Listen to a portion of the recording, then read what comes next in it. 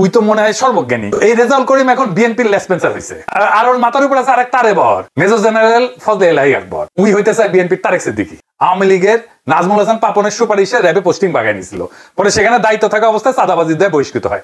এত অসদাচরণের পরেও আওয়ামী জেলা মাদারীপুর হয় বিভিন্ন লীগ নেতার কানেকশনে র্যাবে থেকে গেছিল সে। আর এখন তার মূল গডফাদার হয়েছে মেজর জেনারেল ফজলে ইলাহি আকবর। চান্দাবাজ রেজাউল বক্তব্য দেয় বিএনপির তারুণ্যের সমাবেশে, অথচ টিভিতে বছরের পর বছর ধরে বিএনপি কে থার্ড ক্লাস বলে বক্তব্য দিচ্ছিল এই লোক। হ্যাঁ, নাকি মর্মবেদনা থাকতে পারে, তিনি এক ধরনের নির্বাসিত স্বেচ্ছা নির্বাসনে আছেন, সেখানে বসে অসংস্কৃত ভাষা প্রতিদিন তিনি যে বয়ান হাজির করছেন, এটা শ্রুতিকটু, রুচি বিগড়িত। বরকতুল্লাহ ভুলু, যিনি বিএনপির ভাইস চেয়ারপারসন, তাকে যা তা ভাষায় আক্রমণ করেছেন। আমি আপনাদেরকে অনুরোধ করব, যদি সুযোগ থাকে লাইভটা আপনারা পিনাকিকে শেয়ার করতে পারেন। আসসালামু আলাইকুম ওয়া রাহমাতুল্লাহি ওয়া বারাকাতুহু। ভিডিওটি যারা প্লে করেছেন, যারা দেখছেন এই মুহূর্তে এই পর্যায়ে, তাদেরকে অনুরোধ করব দয়া করে পুরো ভিডিও সম্পূর্ণ দেখবেন। সম্মানিত বন্ধুগণ, দর্শক শ্রোতা মণ্ডলী, মেজর রেজাকে কঠিনভাবে ধুয়ে দিল এবারে পিনাকি ভট্টাচার্য। হ্যাঁ, ঠিকই শুনেছেন প্রিয় দর্শক, মেজর রেজাকে নিয়ে কি বলল পিনাকি ভট্টাচার্য, আমরা সেটা দেখে আসবো, তারপরে কথা বলবো। আশা করি সঙ্গে থাকবেন পুরো ভিডিওটি জুড়ে। তার আগে বলে রাখি, আপনারা যদি আমাদের চ্যানেলে নতুন হয়ে থাকেন তাহলে অবশ্যই আমাদের চ্যানেলটি সাবস্ক্রাইব করে পাশে থাকা বেল বাটনটি ক্লিক করে রাখবেন পরবর্তী সকল আপডেট সবার আগে পাওয়ার জন্য। প্রিয় দর্শক শ্রোতা মণ্ডলী, চলুন কথা না বাড়িয়ে আমরা দেখে আসি মেজর রেজাউল করিমকে বা মেজর রেজাকে নিয়ে কেন হঠাৎ করে এরকম অভিযোগ আনলো যে চাঁদাবাজি করতেছে মেজর রেজা, এবং এই চাঁদাবাজদের ছাড়া বিএনপি চলবে না, বিএনপি অচল হয়ে যাবে। চাঁদাবাজ উল্লেখ কেন করলো মেজর রেজাকে হঠাৎ করে পিনাকি ভট্টাচার্য, আমরা সেটা দেখে আসি। তিনি কেন এই কথা বললেন, মেজর রেজার মুখোশ কীভাবে উন্মোচন করলেন, ভিডিওটা দেখলেই আপনারা বুঝতে পারবেন। চলুন আর কথা না বাড়িয়ে আর দেরি না করে আমরা দেখে আসি। প্রিয় দর্শক শ্রোতা মণ্ডলী, বিএনপির মধ্যে এরকম কিছু ব্যক্তি ঢুকে গেছে যাদের জন্য বিএনপি দলটি নষ্ট হয়ে যাচ্ছে, তাদের মুখোশ কীভাবে উন্মোচন করলেন, মেজর রেজাকে নিয়ে কি বললেন পিনাকি, সেটা দেখবো, তারপরে কথা বলবো। আমি বলেছিলাম বিএনপির চারপাশে বুদ্ধিজীবী নাই কয়েকদিন আগের একটা এপিসোডে। ওনারা সম্ভবত এটা সিরিয়াসলি নিচ্ছেন। ওনারা তারুণ্যের ভবিষ্যৎ বাংলাদেশ নামে প্রোগ্রাম করতেছেন, আর ওনাদের সামনে বুদ্ধিজীবী হাজির করতেছেন, মানে তরুণদের সামনে।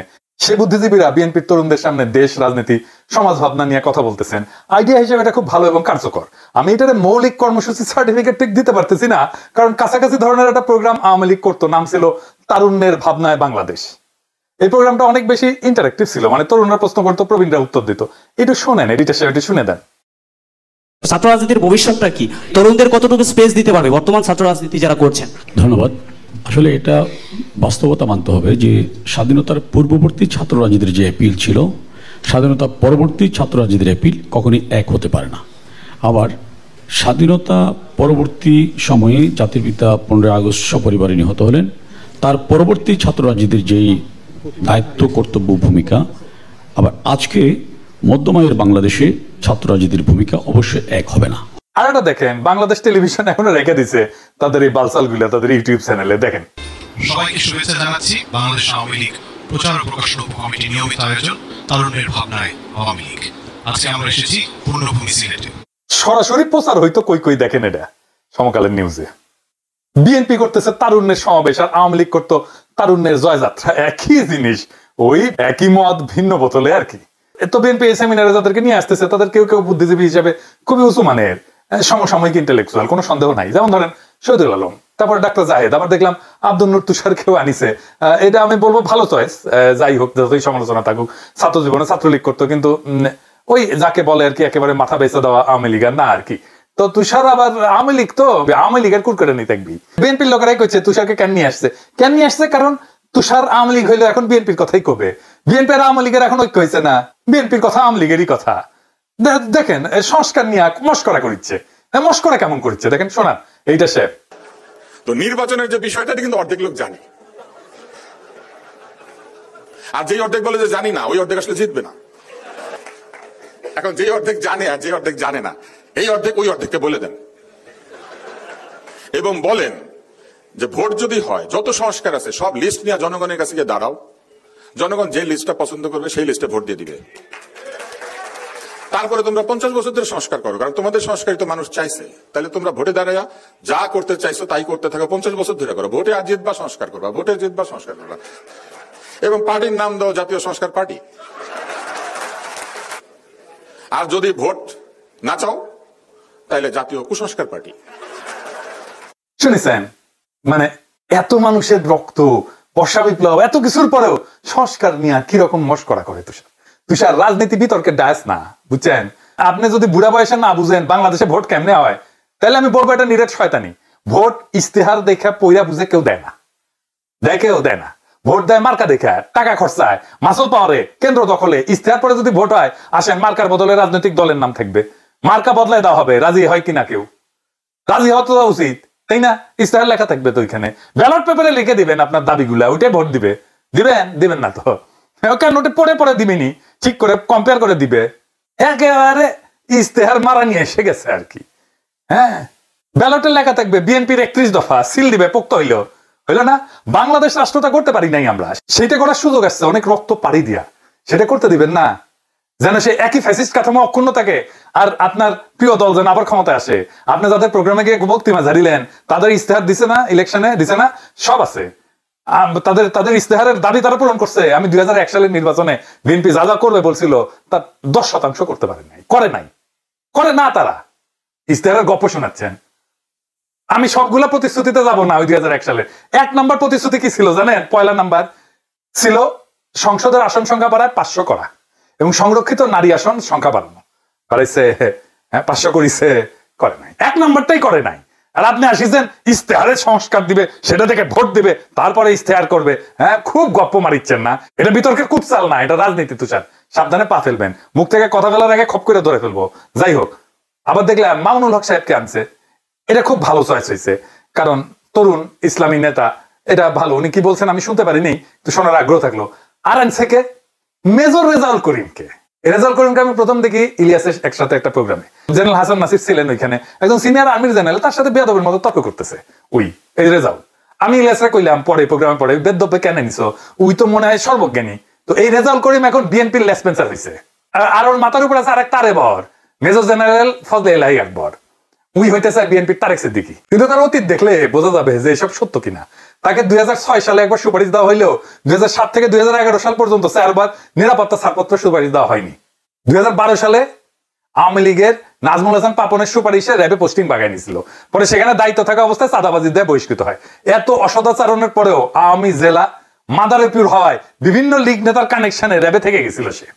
আর এখন তার মূল গডফাদার হয়েছে মেজর জেনারেল ফজলে এলাহি আকবর, যিনি কয়েকজন শীর্ষ বিএনপি নেতার হইয়া বিএনপির নতুন তারেক সিদ্দিকী হয়ে উঠতে চাইতেছেন। এর মধ্যে চলতি বছর ফেব্রুয়ারিতে রেডিসন ব্লু ওয়াটার গার্ডেন হোটেলে বলরুমে foundation for strategic and development studies FSGS বলে একটা গবেষণাধর্মী নতুন একটা প্রতিষ্ঠান বা দোকান খুলেছেন উনি। সেখানে আবার উপস্থিত ছিল জেনারেল ওয়াকার। তো শোনা যায় যে ঈদের পরে জেনারেল আকবর ওয়াকারের কাছে নাকি বেশি ব্যবসার সুবিধা এগুলো চাইছিল। তো এটা বিরক্ত হয়ে ওয়াকার নাকি ব্লক করে দিচ্ছে তার অ্যাক্সেস। যার সত্য মিথ্যা জানি না, কিন্তু ওয়াকার ব্লক করলে কি হবে? তাদের মূল শেল্টার তো এখন বিএনপি। চান্দাবাজ রেজাউল বক্তব্য দেয় বিএনপির তারুণ্যের সমাবেশে, অথচ টিভিতে বছরের পর বছর ধরে বিএনপি কে থার্ড ক্লাস বইলা বক্তব্য দিচ্ছিল এই লোক। হ্যাঁ, এই লোক তারেক রহমান কোন নেতাই না, বিএনপির কোন নেতৃত্ব নাই, আওয়ামী লীগকে হাতি নাইকে সমর্থন দেওয়া দরকার, এটা তার বয়ান ছিল। আমি বানায় করছি না, দেখে দেবো, শুনেন। আমি বলছি না যে বিএনপি কে এনে বসাও, কজ এখানে বিএনপি তো যোগ্য নেতৃত্ব সত্যিকার অর্থে এই মুহূর্তে আমি দেখি না। বিএনপি নামক একটা দল, যদি এখানে বিএনপি নেতা থাকতো আমার কথাটা বলা আরো ভালো হইতো, কারণ বিএনপি নেতা নাই, এখন কার সামনে কথা বলবো। বাট সত্যিকার অর্থে কিন্তু সেই অবস্থা বিএনপি নেই, নেতৃত্ব দেওয়ার মতো যোগ্য কোন নেতাই নেই দলের মধ্যে। আপনার ফখরুল ইসলাম আলমগীর একজন, তাকে তো মানুষ, এখন তো আমাদের ফ্যামিলি তান্ত্রিক একটা রাজনীতি চলতেছে, এখন এই ভদ্রলোক অনেক যোগ্য, কিন্তু তাকে কি মানুষ ওইভাবে কি মেনে নিবে? এইবার দেখেন সে এখন কি বলতেছে, এটা শুনেন। 5 আগস্টের পূর্বে যেখানে ছাত্রদল সহ সব ছাত্র সংগঠনের অগ্রণী ভূমিকা ছিল, কিন্তু আমরা এখানে দেখতে পাই যে আমাদের এই বৈষম্য বিরোধী ছাত্র আন্দোলনের বিশেষ এক গোষ্ঠী যারা এখন এনসিপি পার্টি গঠন করেছে, তারা একক ক্রেডিট নেওয়ার চেষ্টা করেছে। যদিও এখানে তারেক রহমান বদান্যতার পরিচয় দিয়েছেন, তিনি কখনো ক্রেডিট নেওয়ার চেষ্টা করেন নাই। যে তার উদারতা মানে এই নয়, সেটা তার দুর্বলতা। আমরা চাই বিএনপির সেই পুরনো ঐতিহ্য ইমেজ ফিরে আনতে। সেই ইমেজ ফিরে আনার জন্যই আজকে তারেক রহমান বিএনপির প্রতি যে সহনশীলতা দেখাচ্ছেন, সবাইকে ধৈর্যশীল হতে বলছেন, এটাকে আমি সত্যি প্রশংসা করি। তরুণদের নিয়ে তারেক রহমানের ভাবনা, তরুণদের জন্য করণীয় কিছু বিষয়গুলো বলবো। আচ্ছা, তরুণদের নিয়ে আমি তারেক রহমানের ভাবনার কথা আমি অলরেডি বলেছি। এই তারেক রহমান তরুণদের নিয়ে এই নির্বাচনী কাজগুলো খুব সুন্দরভাবে করেছিলেন। দল গঠনে দলে তরুণদেরও সম্পৃক্ত করা, একটা সুন্দর সুষ্ঠু ভোটাধিকার প্রতিষ্ঠার জন্য তিনি এককভাবে কাজ করে গিয়েছিলেন। 2002 সালে 3 সালে যখন তারেক রহমান জিয়াউর রহমান ফাউন্ডেশনের নামে বাংলাদেশের পথে প্রান্তরে যখন ছুটে বেড়ান, তারেক রহমান হেঁটে যাচ্ছে, এই পথে হাঁটতে থাকলে তারেক রহমানকে আজকে আমরা যে জিয়াউর রহমানের সাথে তুলনা করি, আজকে তারেক রহমান সেই জিয়াউর রহমানকে হয়তো ছাড়িয়ে যাবেন, এবং বাংলাদেশে সেটা সম্ভব। কারণ জিয়াউর রহমানের শিক্ষার জন্য তার কোনো উত্তরসূরি ছিল না, বা তারেক রহমানের শিক্ষার জন্য জিয়াউর রহমানের আদর্শ আছে। যে কারণে আপনাদের মনে রাখতে হবে তারেক রহমান কোথায় যেতে পারে। এই 3 আগস্ট তখন এই তরুণ অফিসাররা জেগে উঠেছিল তারেক রহমানের অনুপ্রাণে উদ্বুদ্ধ হয়ে, আর তারা বিশ্বাস করে এটা একমাত্র এই তারেক রহমান দ্বারাই বাস্তবায়ন সম্ভব, আর কেউ না। তারেক রহমান কি করেছিলেন? তিনি হাওয়া ভবনে সরকারের সকল সুবিধা থেকে বের হয়ে এসে হাওয়া ভবন অফিসে তিনি কর্ম শুরু করেছিলেন। কেন?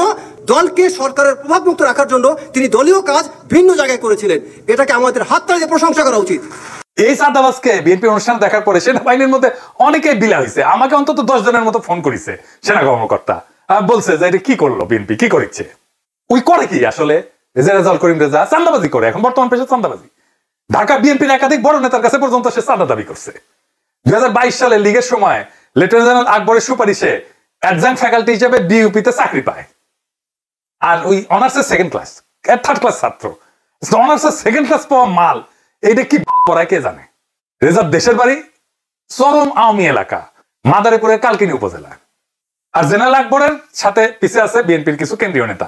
আজকে কলে আপনাদের নাম নিলাম না, মনে রেখেন কিন্তু, নিমো আর একদিন। খেলা এখানে শেষ না, আরো আছে। জেনারেল আকবরের নেতৃত্বে রিটায়ার্ড আর্মির একটা ডেলিগেশন 21 থেকে 26 এপ্রিল চায়না ভিজিট করেছে। স্রেফ ধান্দা, আর আর্মির নাকি লাইট ট্যাঙ্ক কেনার একটা ব্যবসা আছে, ওই ব্যবসার জন্য ইউনিভার্সাল ট্রেডিং এবং সার্ভিস কোম্পানি এইটার নামে ট্যাঙ্ক কেনার টেন্ডার বাগাতে চায় এই চক্রটা। এই কোম্পানি ছিল তারেক সিদ্দিকীর প্রকাশ্য কোম্পানি, সবাই জানে, ওপেন সিক্রেট এটা। আর্মিতে মানুষ নাকি আকবরকে দেখলেই বলে আয় যে ওই বিএনপির তারেক সিদ্দিকী, আর রেজাকে দেখলে বলে চান্দাবাজ এবং আকবরের ক্যাশিয়ার। এবং এই 2 জনের কারণে আর্মিতে বিএনপির ইমেজ ক্ষুণ্ণ হইতেছে, বিএনপিকে ঘৃণা করা শুরু করছে আর্মি অফিসাররা। এবং অনেকেই চাঁদাবাজদের এরকম শেল্টার দেখে হতবাক। আর্মি অফিসাররা এগুলো কিন্তু সহ্য করতে পারে না। তো বিএনপির তারুণ্যের রাজনৈতিক ভাবনা প্রোগ্রামে এমন চাঁদাবাজদের নেওয়ার কারণ কি? যদি আমি জানছি যে মাহদি আমিন তারে দেখতে চায় নাই, কিছু সিনিয়র নেতা নাকি তাকে বাধ্য করছে, এখনো রক্তের দাগ শুকায়নি। আর এই সমস্ত বাটপারেরা এখনই তারেক সিদ্দিকী আর জিয়াউল হাসান হইতে চাইতেছে, তাও আবার ক্ষমতা আসতে চাও বিএনপির ব্যানার ব্যবহার করিয়া। আমি বিএনপির সমালোচনা করি, কঠোর সমালোচনা করি, তখনই করি যখন ক্ষমতায় আসতে যাইতেছে সে, যখন সে দুর্বল মার খাইতেছে, তখন সে বিএনপিকে গালাগালি কইরা এখন ক্ষমতার মধু খাইতে আসছে, আর আপনারা তারে মধু খাইতে আসতে দিলেন। মানে ওরে না রাখলে আপনাদের প্যানেল পূর্ণ হইতো না, ওর ক্রেডিবিলিটি বাড়াইলেন বাকি সবার ক্রেডিবিলিটির বিনিময়ে। এইটা আপনারা করতে পারেন না। তো মুড়ি মুরগির এক দর হয় না। ওইখানে স্টেজে যারা বসছে তারা সকলেই যোগ্য, একমাত্র রেজাউল ছাড়া। এরকম একটা গান্দা মাল রে আইনেন না, কর্মীদের সামনে হিরো বানায়েন না, আপনার দল সাফার করবে। তারুণ্যের মঞ্চে যদি চাঁদাবাজ বসে তবে সেটা মঞ্চ না, সেটা খচ্চরের সার্কাস। যদি ভবিষ্যতে স্বপ্ন আঁকেন ভাঙা আয়নায়, তবে নেতৃত্ব না, তখন আপনি প্রতারণার একজন কারিগর হয়ে ওঠেন। যদি আপনি ইতিহাসকে খুন কইরা বাটপারের গলায় মালা দেন, তবে আপনি আর আওয়ামী লীগের মধ্যে পার্থক্য কোথায় রাখলেন? এই তারুণ্যের সমাবেশে যে সমস্ত কর্মীদেরকে আনছেন, এগুলো মাটির তরুণ, তারা নায়ক চায়, ক্যাশিয়ার না। তারা বাঁচাতে চায় দেশকে, বেচতে চায় না তারা দেশকে। তারা উঠে দাঁড়াবে, এই বেঈমানদের থাপড়ায় নামায় দিবে। কারণ রাজনীতি যদি হয় সংগ্রাম, তবে সংগ্রামের মঞ্চে ধান্দাবাজ চলবে না। তারা মুখ চায় থাকবে না, আর তারা বলবে যে খুন করে সেনাবাহিনীর সুনাম, তার ঠাই রাজপথের রাজনীতির মঞ্চে না। যে দুর্নীতিকে আদর্শের জায়গায় বসায়, তার বক্তৃতা কেন শুনবে আজকের তরুণ? যে যুবকদের সামনে বেঈমানকে নায়ক সাজায়, সে নিজেই ইতিহাসের আসামি। বিএনপি যদি সত্যিই ঘুরে দাঁড়ানোর ইচ্ছা থাকে, তবে আগে ঘর ঝাড় দেন, ঘর আগে পরিষ্কার করেন, ঘর পরিষ্কার করে ময়লা বাইর করে দেন। ঘরে পরিষ্কার করে একদিকের ময়লা আরেক কোনায় রাখলেন, তাহলে ঘরটার মধ্যে ময়লা থাকলোই। ওই মঞ্চে যদি বিপ্লবের আগুন জ্বালাইতে চান, তার আগে আগাছা পুরাই নিতে হবে। না হলে এই তরুণেরা, এই জনতা একদিন ফিরে এসে বলবে আর একবার শুরু হোক রাজনীতি, নতুন রাজনীতি, বিপ্লবের রাজনীতি, বদলানোর রাজনীতি, দেশকে বাঁচানোর রাজনীতি, দেশকে বেচার রাজনীতি না। কিন্তু এইবার আমরা শুরু করব তোমাদের বাদ দিয়া। ইনকিলাব জিন্দাবাদ। নাকি মর্মবেদনা থাকতে পারে, তিনি এক ধরনের নির্বাসিত স্বেচ্ছা নির্বাসনে আছেন, সেখানে বসে অসংস্কৃত ভাষায় প্রতিদিন তিনি যে বয়ান হাজির করছেন এটা শ্রুতিকটু, রুচি বিগর্হিত। বরকতুল্লাহ ভুলু, যিনি বিএনপির ভাইস চেয়ারপারসন, তাকে যা তা ভাষায় আক্রমণ করেছেন।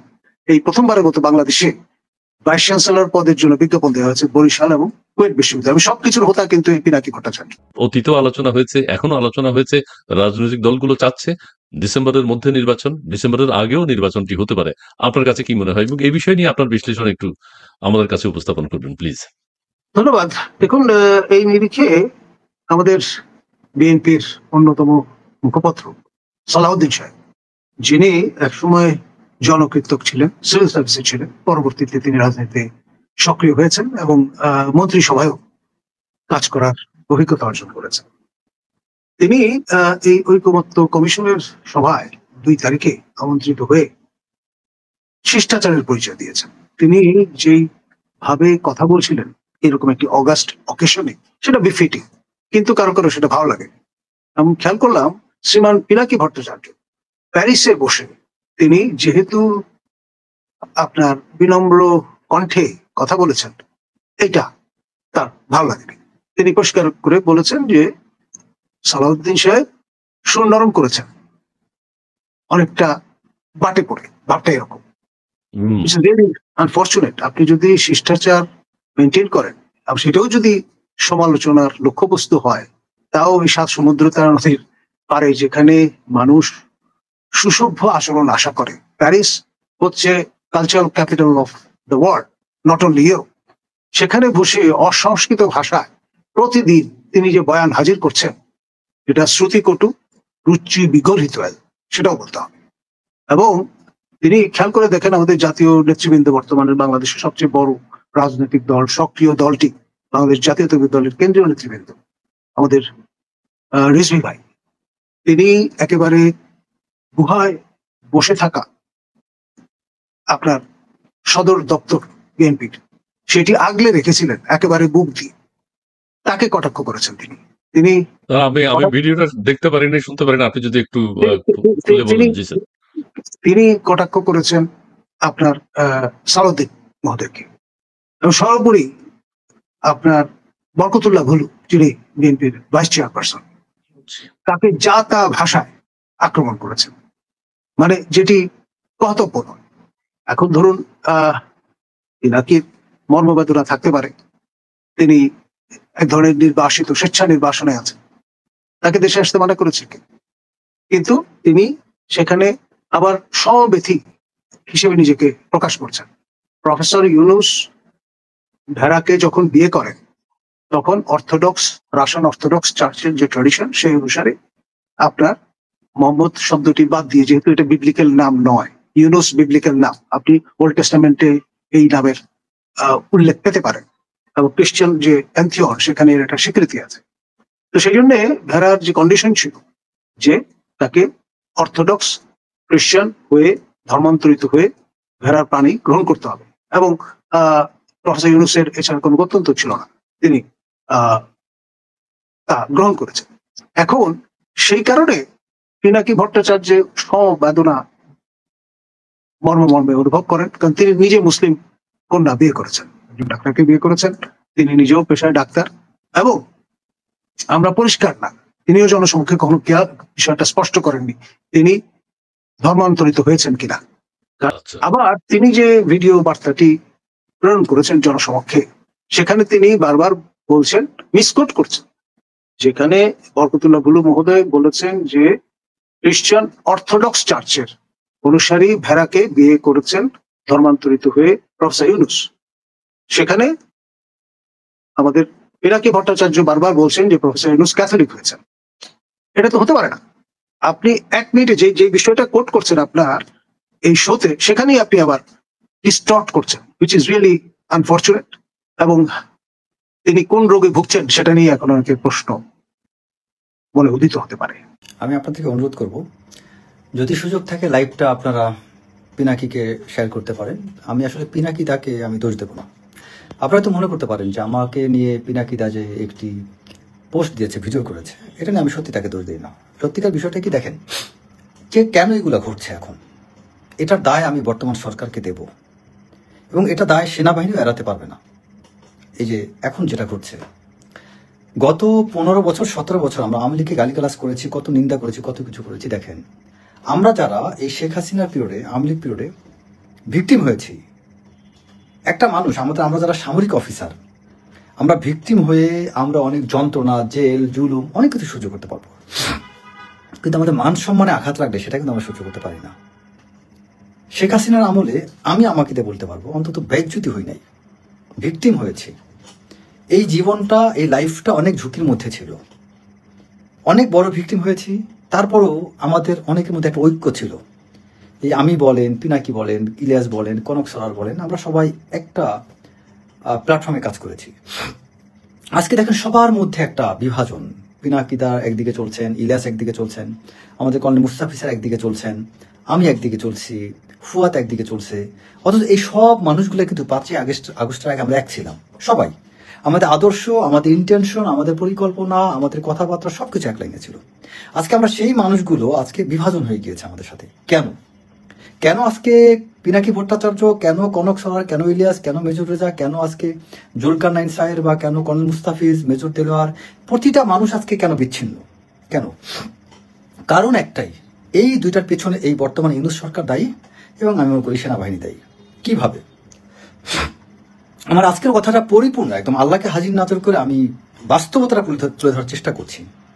কারণ পরস্পরকে দোষারোপ করে কোনো সমাধান আসবে না, সমাধানটা আসবে সত্যটা বললে। আমাদের যদি চিন্তা করেন, এই সেনাবাহিনী যদি একদম শুরুতেই 5ই আগস্টের পরে সঠিক কয়েকটা সিদ্ধান্ত নিত, কয়েকটা কালপ্রিটকে যদি ইনস্ট্যান্টলি অ্যাকশন নিত, তাহলে কিন্তু যারা কম অপরাধগুলো করছে আর্মির, তারা কিন্তু রেহাই পেয়ে যেত। আমি বড় 8-10টা অপরাধীকে সেভ করতে যেয়ে আমি পুরো সেনাবাহিনীকে একটা বিতর্কের মধ্যে ফেলে দিয়েছি।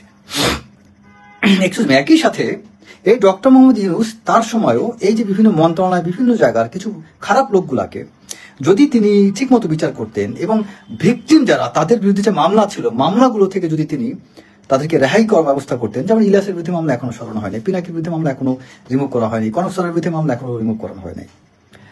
তো এই যে এই ব্যক্তিগুলো, এখন ধরেন আমার মামলা থেকে আমি রেহাই পেয়েছি, কিন্তু অন্য অনেক আছে তার মামলা থেকে রেহাই পাইনি, এখন তার ভিতর তো একটা খুব কাজ করবে। আবার ধরেন বিএনপিতে অনেক ত্যাগী লোক আছে, সে হয়তো জায়গা পায়নি, পদ পজিশন পায়নি, আরেকজন ব্যক্তি পদ পজিশন পেয়ে গিয়েছে চাটুকার গ্রেপ্তার মাধ্যমে, তার কাছে কষ্ট লাগবে যিনি পাননি।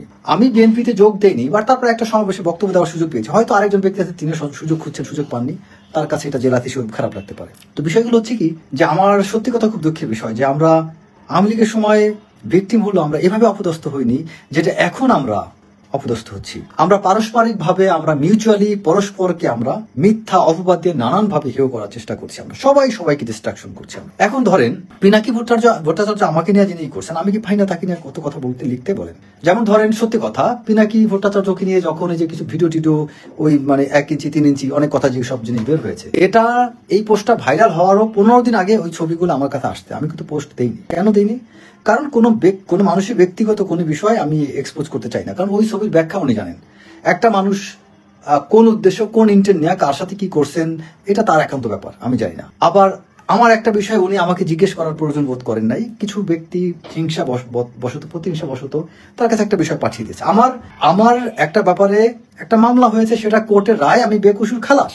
আপনি একটা ব্যক্তি ডকুমেন্টারি একটা জায়গা থেকে দায় মুক্তি পেয়েছে একটা মিথ্যা অভিযোগ থেকে, সেটা দিকে আপনি তাকে অপদস্থ করতে পারেন, কোনোভাবে কি মানুষটাকে করা উচিত? আর তারপরে কাদের দ্বারা, যে মানুষগুলো একসাথে আমরা যুদ্ধ করছি।